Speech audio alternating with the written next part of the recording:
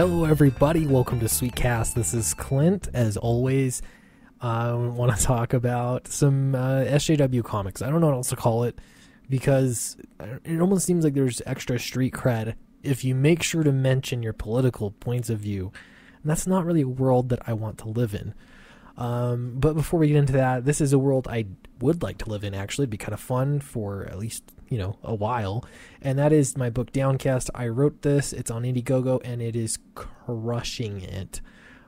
16,000. I bet by the time I post this video, we could be up to $17,000 with 457 backers. This is about blue-collar teens that use the power of gravity to fight against a corrupt city for their father's life. If you are interested in it, please do check it out in the description below, and don't hesitate to back. Thank you very much. All right, so several people have talked about this a bit on YouTube and elsewhere, and I knew that it was out there. I didn't think much of it, so I jumped in to take a more close look at what was going on. First off, so this is Kickstarter, not IndieGoGo. I'm so used to looking at IndieGoGo that Kickstarter seems clunky to me, like really clunky. But I wanted to play just this little segment of the video. This is really how they're presenting this to the world, and I think there's an important reason why they're doing it the way that they are. Its origin. Joining me on this journey into the macabre are editors Eric Palicki, who co-edited the anthology This Nightmare Kills Fascists, as well as All We Ever Wanted, and Joe Corallo, who co-edited the Mine anthology benefiting Planned Parenthood. You notice that the first one, editing, what was it? This something kills fascists. Okay, it reminds me. I had a coworker once upon a time that had a laptop, and there was a big sticker on the front of it. Of course, it was a MacBook of some kind, and there was a sticker on it that said "This computer kills fascists."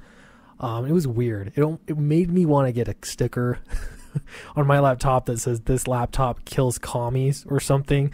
Like, no, it's just weird. Like, who's into fascism? But I'm not. Are you into communism? Like, it's just weird. Anyway, I digress.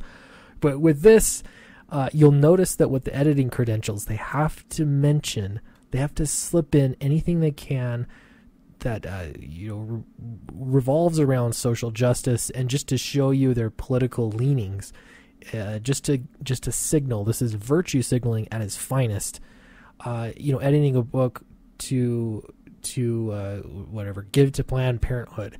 They make sure to say that because they want you to know what they believe in. And I think, what would it be like to go and check out a project that was done by a conservative, and they said, oh, they edited this book to donate money to the NRA or something like that. You see how weird it is? Why does it have to be about politics? Can it just be about comics for once? But if they do that kind of thing, then Kickstarter likes it. They're more likely to show it off. They know the game, and they're playing the game. Unlike IndieGoGo, which is actually completely merit-based, which is awesome. That's how we were able to get Downcast to the front page. We were able to get it trending for several days, almost a complete week. It was right up at the top there, and that gets a lot more eyeballs on it, and that has more to do with how popular a project is than it has to do with any political beliefs behind it. All right, so let's jump into this campaign and see what we have. There's a whole bunch of art and a whole bunch of pledge levels. If anybody's critical of how many levels that I have, how many perks I have, look at this one, and I think you'll feel a little bit better about mine. Really, mine's not that bad. But we can look through the art, some of the pledges. They have so many small pledges, it doesn't make a lot of sense to me. It's hard to raise money that way, in all honesty, because you're not really getting people what they want.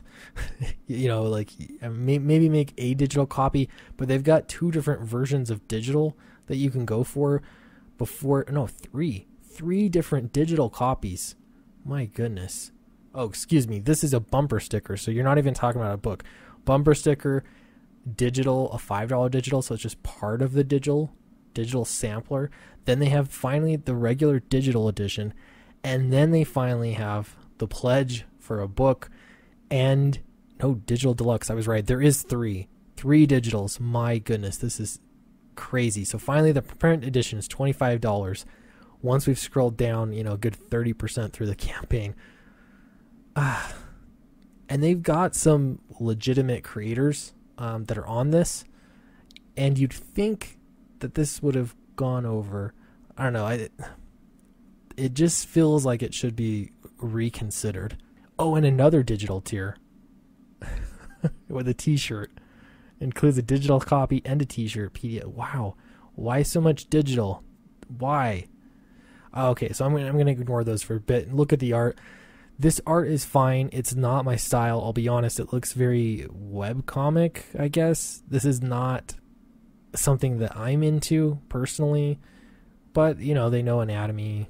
It looks okay. Here's a totally different thing that looks a little bit better to me. It's not like it's bad art. It's very webcomic. Same kind of thing here. Same kind of thing. Okay, now they have the creators. And they have several listed, and some pretty legitimate creators on this list that have done some things, including Kwanzaa. He's on here, and that was kind of a surprise to me. I didn't expect it. I don't know why. I don't know. I didn't think he would be on there, but he was. And as I scroll down this, there's just like the sides of the head shaved and all this. It seriously just feels like it's targeting a demographic. And I guess that's okay. You always are trying to target demographic. It just seems like such a small slice of life, and it's really based off of what Kickstarter wants. Now, here you go. Also featuring this blew me away. Tug mentioned this, that umbrella guy. Renfamous Cooper. Ren is also featured in this anthology. If you're not familiar with who Ren is a troll on Twitter that spent quite a while just targeting Comicsgate and saying all sorts of nonsensical things, gaslighting, and the best course of action, as many of you have informed me, is just to ignore her. And I've done pretty good at that. I think a lot of people in Comicsgate have done great at that, and so she's kind of moved on to anime and Vic Mignogna and all that kind of stuff. But now, lo and behold, here she is getting published in a comic, which, everyone can make comics. More power to her. It's just kind of funny to see it. So this thing just keeps going and going and going and going and going. And I realized that when it comes to Kickstarter, there's definitely this pressure to add all this extra stuff that's not actually part of the project. I realize you need some of it, but I feel like it goes overboard. It becomes this big thing, and it really prevents you to actually getting to the project. So right now they're at $8,800. They're asking for $25,000. Statistically speaking, they will probably get there just based off of percentage. I'm just roughly looking. They're about a third of the way there, almost. And probably in the first, this is the second day of the campaign or the third day. So they will probably reach their goal, but I don't expect to have shining numbers here. However, that's always been a problem with anthologies. They don't really sell all that well, except for maybe a few exceptions to that rule. So that's been on there a few days. I want to get to about breaking into comics and making comics, but I also wanted to show you that Tug, that umbrella guy, has put up his book on IndieGoGo. He's got Kyung Lee on the art, and it looks really fun. It's an all ages book. It looks like a lot of fun. I'm going to refresh it here because the rate of growth is much faster than you were seeing on that last project. And there you go. 70 backers, 4153. I imagine by the time I post this video, this is totally going to be out of date. You can go check on it and see where it's at. But it's nice to see the number moving up. Okay, I found this article, Tale of Two Threads. This is from Bleeding Cool, and it's about breaking into comics, and you'll hear this a lot. You want to get into comics. This was from Ed Brisson. You want to get into comics, make comics. That's always the solution, make comics. Now, if that was the only solution to breaking into comics was just making comics, I have a feeling there'd be a lot more people in comics than there are right now. The truth is, it's a small industry, and a lot of people want to work in comics. And if your goal is not just making comics, your definition of breaking in is working for Marvel or DC or Image, one of those big publishers, then it's going to be really tough, and there's really not a lot of room, especially as of late, because they seem to be shrinking. Now, if your goal for breaking into comics is to make a comic book that looks professional, get it printed, and have a lot of readers check it out, well, then there might be another better route to go here. Just for one example, but this kind of backfired in his face. This was back in 2018, December 4th, 2018, not that long ago. This is the same kind of advice that you hear for years and years and years. Just want to look at some of his comments. He said, "I swear that this is the only industry where people want to get a job doing a thing without actually doing that thing first." Okay, or at least having some specific skills, I guess, in the specific, like if you're an artist doing art, etc., etc. If you're a writer, can you write? It says also, if you're making a lot of excuses as to why you can't do the thing, maybe you don't really want to do the thing. Yeah, there's money involved. There's a lot more to it than just getting somebody else to publish your work. And then I don't think that's what he's missing. There's a lot of people that feel like it's a right, I guess, or you should be able, ideally, just to focus on your art and get it noticed and it'll get out there in the public. That's just not the reality. That's not how things work. Because even if you were making comics, and that's the pushback he got here, that Ed Brisson got, even if you're making comics, there's no guarantee that anybody's going to see it, notice it. You could send it to them all day, and chances are it'll also get ignored. Okay, and then he compares it to making a film. I'm a huge fan of film and wanted to try my hand at filmmaking. I saved up the cash and maybe improperly used some of my student loan money, shame, to make a couple extra ultra low budget short films, and hated the experience completely. Again, love the idea, hate the reality. Well, I don't know, work sucks, I guess. This is fine. I don't have any disagreements with any of this necessarily, but you have to understand that there's more to it than this. The complaints are usually, and here you go, artists. There's a bunch of aspiring comic writers that have said it's hard to find an artist. Yeah, I mean, it's not easy to find an artist. You can find an artist. It depends on what caliber of artist you're looking for, and it depends on how much money you have. So it also depends on how picky you are on what specific artist you're looking for. If you're looking for an artist that's looking for work and you've got money, you can find an artist as long as you're open to styles and stories and all the other kinds of things. And it's still hard. It's not easy. It's still, you have to get out there and look, but it's people do it all the time. So that's the first complaint there. Here goes another one. Here goes the cold water. If you want to make comics, you have to make comics. But just because you've made comics, there's zero guarantee that you'll make it into comics. You see the problem here? Making comics, this is the problem. If your definition of being in comics isn't making comics for people to read, if this in and of itself, this Deadbeats anthology, if this isn't making it into comics, then you're going to be really unsatisfied with your experience. Now, there are also those political things that you have to make sure to point out and virtue signal. Otherwise, your chances are hurt of being successful in comics, at least in this world.